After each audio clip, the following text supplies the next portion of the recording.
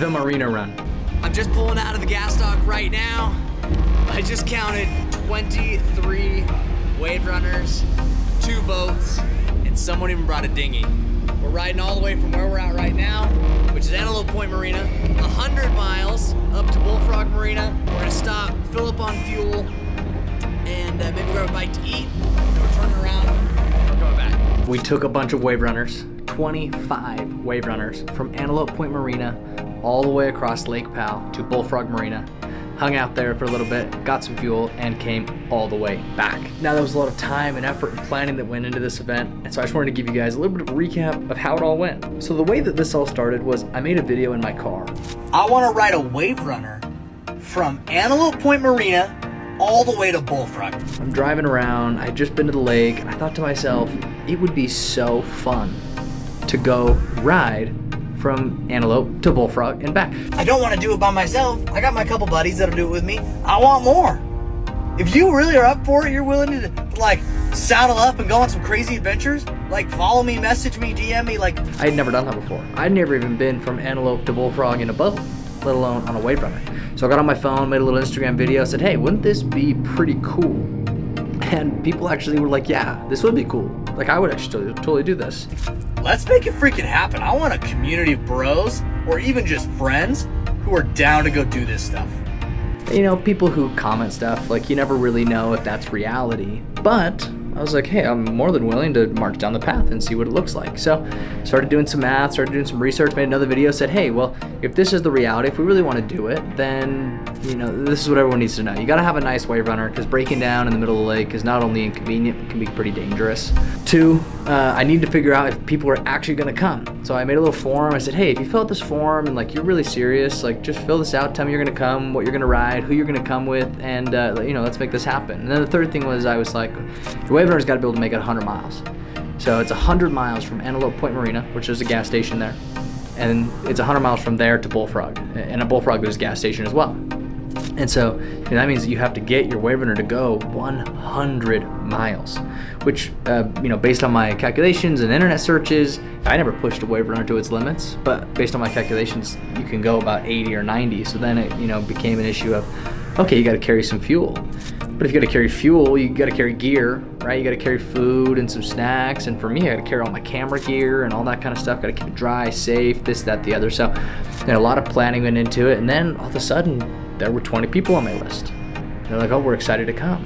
And I was like, oh my gosh, this is actually, I've never done a community event like that. So this was like a really cool thing to be like, people will actually come, right? If you plan a cool event and you give people the details and the information and show them how to do it and what to get and what, you know, like I started making videos about, hey, this is the extra fuel tank I'm bringing. This is the pump that I'm bringing. This is what I'm wearing. This is like, people were just along for the ride. And that was pretty special for me. So anyway, so the night before I drive down there and I get to Lake Powell and I start getting my wave runner ready. I keep it in Lake Powell. So drop down my 12-gallon fuel tank to the back deck of the wave runner, and I removed the rear seat of the wave runner and actually put my Condition 1 case.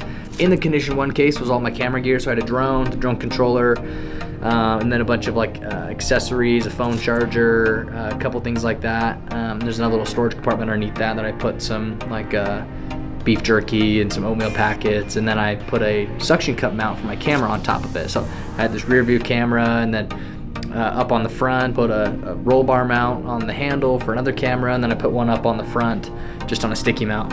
So I had a couple good cameras on there, which was really, really fun. And then we all went to dinner that night. We hung out, we chatted, we all went to Walmart and stocked up on everything that we needed, and all of a sudden it was like, okay, this is what building a community online is like, right? Like this is what social media is really about. It's about actually connecting with people, not just connecting, you know, via the screen. The screen's great, but like when you get people out and about to go do something fun and you did it because of Instagram, it's, you know, pretty cool.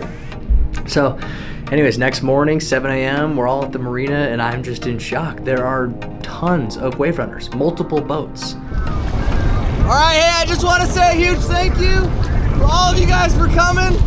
This is absolutely amazing. Hey, the goal speed is about 35 to 45 miles an hour.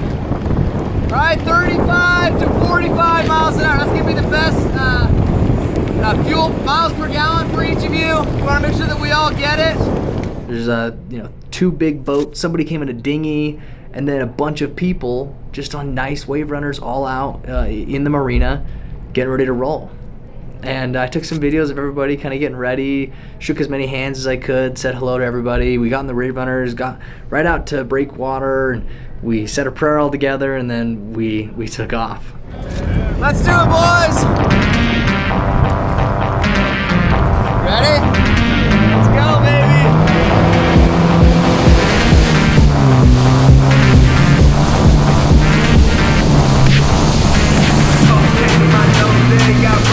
Let's go, baby!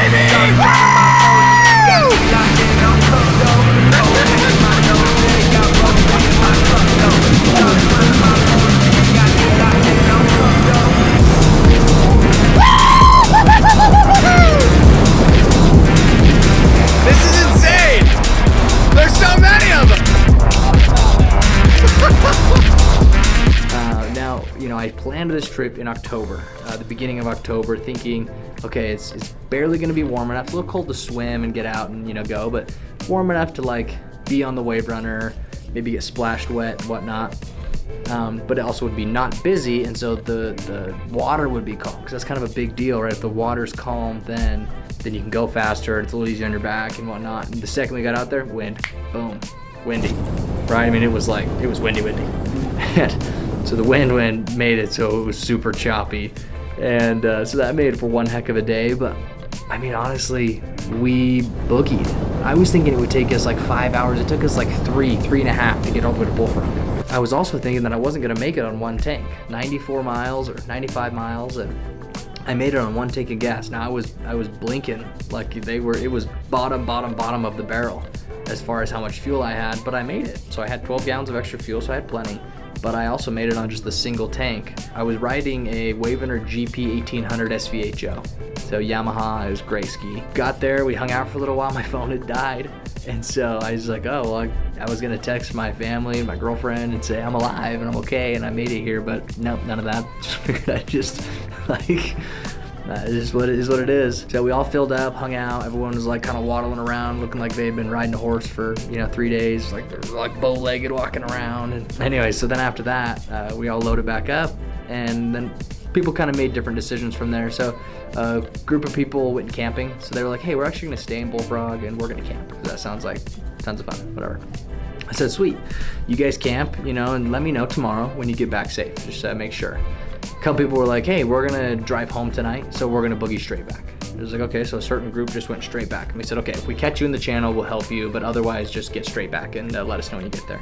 And then there's a group of about 8 of us that didn't really have anywhere to be that night, and no rush to get home, and we all had way more fuel than we needed, right? Because we all kind of made it on one tank, and so we all had plenty of extra fuel. And I said, hey, there are tons of beautiful canyons on the way back. Let's go check them all out, right? Because they are must-sees on the lake. There's a couple of cool canyons on the way back. If you guys want to stay as a group and we can go through a couple of them. If it's like gonna be like this all day, then we have plenty of time. We'll be able to go a lot quicker, and we know we're good on fuel. And these guys are like, oh yeah, we're game, we're down, that sounds awesome. And so, well, that's just what we did. And we all geared up. We got on the skis and we started cruising back, and then we just went into all these canyons, and they were beautiful. Tiny slot canyons, some of them big, some of them rolling rocks out of the canyon, some of them sheer walls. And this like going through the canyons like that is pretty incredible on a Waverunner, especially because everyone can kind of cruise their own speed and you're not too worried about this, that, or the other. And anyways, we are cruising through all the canyons, in and out, down the channel, in and out, down the channel. We're in the last canyon, we stop and we pull up onto the shore, eating some sandwiches, and we're kind of shooting the shiz, having fun. I said, okay, well, hey, it's getting a little late. In order for us to make it back well before dark, we probably need to get out of here. And we said, yeah, game on, let's do it. And we pulled out, and somebody sucked up a big stick. And normally when you suck up a stick into Waverunner, you can kind of pull it out. You just swim underneath there and reach your hand in there and pull it out. But this was like wedged, like I had never seen it wedged before. Like I've pulled everything under the sun out of a Waverunner, going to Lake Powell for 20 years and sucked up everything, legit everything. Metal, ropes, carabiners, sticks, I mean, gunk, rocks, you name it, like all the time. And I just couldn't get this out, and it was a rental ski, so I didn't want to like work on it because you void rental stuff, you know, you try to pull it out, and if it doesn't pull out, then, you know, you just gotta kind of deal with the rental agreement there. This guy who had the rental ski, he jumped in the dinghy boat that was with us, and we went back into the marina. And then now he's at a point where he's like, oh my gosh, what do I do? I'm like, oh, well, I don't have a boat in the water, so I can't go get it. The marina will go get it in the morning, but it's expensive. It's probably $500, and that's like horrible to have to go spend that. One of the other guys that was with us was like, hey, my boat, my Centurion's in the water.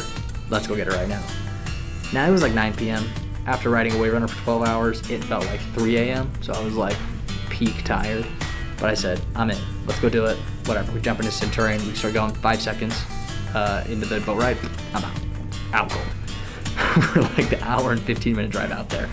So we get there, and the Waverunner's still there. We tied it up all nice and made sure that it wasn't going to go anywhere. And we get there, and we tie the Waverunner up, and we made sure that you can only tow it pretty slow. So we made sure that it was all good, and then we trolled it all the way back into the marina, and I'm right back out. So the second we got it hooked up, gonzo. Okay, I wake up. Nobody's there. We're back at the marina. Nobody's on the boat. It's silent. I'm like, did I?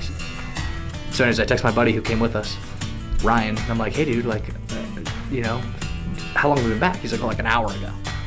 Like we got back, we docked the boat, we moved the Waverunner, we turned on the lights, there was music, we were talking, we were cleaning up, you didn't even budge. So that just tells you how like tired I was, right? After this whole day of going. And I think riding's one thing, and then just making sure that everybody else is like doing okay is like a completely other thing. So like it just was, it was a lot, right? We get back, and I was like, oh, that's actually sweat off my back. Like this Waverunner made it back. Everybody made it back safe, other than the people that were camping. And the people that were camping, they were in a group, so like they were gonna be able to have each other to help them as well. And we went and got some pizza at the restaurant Antelope Point Marina, and you know, we called it a day. You know, I took all the stuff off my, actually I didn't even take anything off my Waverunner. I didn't shower, I didn't change. I laid down on the ground, on the carpet of where I was staying, and passed out again. Passed out till like 9 a.m. And 9 a.m. I got up, cleaned up all my gear, put the cover back on my Waverunner, and well, I hightailed it back home. It was like a 6-hour drive home. This was kind of a proof of concept of trip and experience for us. A lot of people were like, oh, this was so sweet, we're coming to do it next year. I had a lot of people hit me up and say, I want to come next year. Anybody's welcome. This is obviously not like a organized sign up and pay for it event. People just rented skis from rental places and put them in the water, and I said, well, I'm going, and anyone's welcome to come with me. And you know, with it, it's like, oh, I'm happy to help you if I can, and you know, happy to organize. And you know, it's really fun to go on something that's organized like that, because A, there's safety in numbers, and it's also just fun. You know, if you're gonna go do it, might as well do it with a big group of fun people. So that was really fun. The other things that I have in mind right now are I want to do a Moab, spring Moab trip. So UTVs, get a bunch of UTVs, go to Moab. You can rent them there too. They're not too expensive for what, you know, the experience you get. And go explore the trails of Moab. I've been going to Moab for a long time, so I know the trails. I can be a team trip leader. I can have a couple guys in the pack that know what they're doing and know where they're going to make sure that we have help and radios and all that kind of stuff. And I also have a great radio partnership if you just want to get like a one frequency so that everybody can be, you know, really together. Anyways, all that being said, this was an incredible experience. Definitely something we're gonna be doing again. This sparked a million ideas in my mind of other things to do that we should do. And anyways, I'm really excited about the future. Thank you guys for watching this video. Thanks for tuning in to the other social media that we put out. Like on Instagram, I posted about all this stuff kind of in real time, and this is more of like a recap after the fact, but it was great. And everybody had a great time. Everybody was safe. We made sure that everybody made it back, and yeah, that's really all you can ask for. So thanks for watching. Make sure to subscribe. If you guys have any questions about anything that we do and how to do it, and you want to go do it by yourself, you want to come with us, comment below, subscribe, like, let's be friends, follow me on Instagram, shoot me a DM. I try to respond to everybody. And yeah, thanks for watching.